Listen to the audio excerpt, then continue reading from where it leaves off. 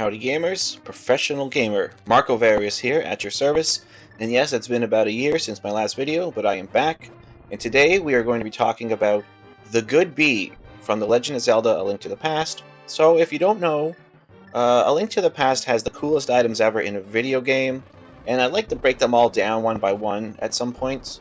So today we'll do just that, and we will start with the Good Bee. So today get ready, because you're going to learn why the Good Bee is the GOAT of all bees.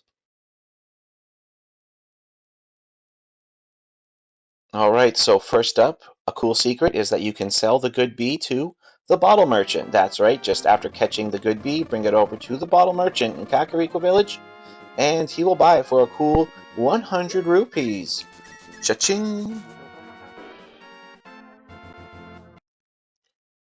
The Good Bee will help Link with Flute Boy's side quest. That's correct.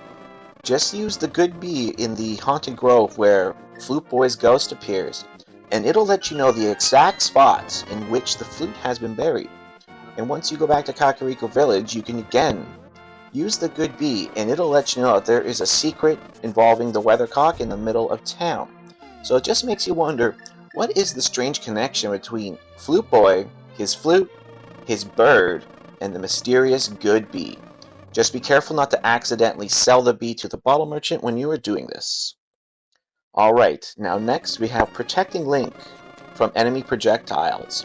That's correct, just use the Good Bee and it'll prioritize things like arrows and Octorok rocks over the enemies themselves, which makes for a great shield in helping Link during his battles across Hyrule. Locating the Waterfall of Wishing. Another secret the Good Bee will help you find is the Great Fairy hidden up near Zora's River.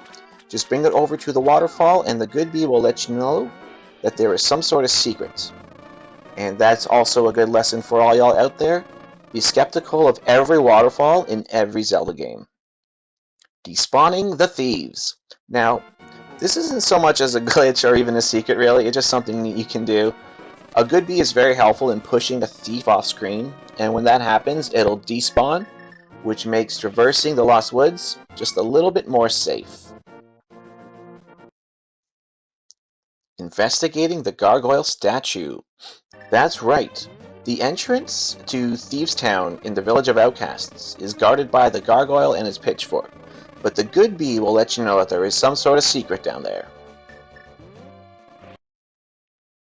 Babusu is no match for the Good Bee. Babusus are those black critters in the Ice Palace that scurry in and out of those holes. Just use the Good Bee, because the Good Bee will damage them even when they're hiding within their hidey holes, which ultimately makes traversing the Ice Palace just a little less crappy. Alright, so next up we have Fighting Mothula.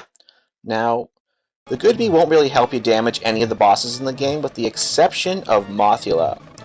So I'm not too sure what sort of insectoid feud these two bugs have, but just bring the Good Bee along with you the next time you challenge this moth, because it'll throw in a few good punches for you there.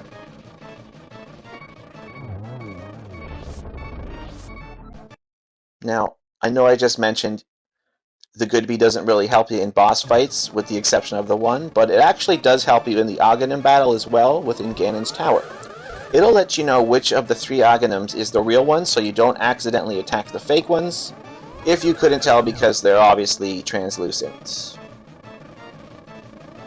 And of course, last but not least, you can disrupt Link's triumph over Ganon.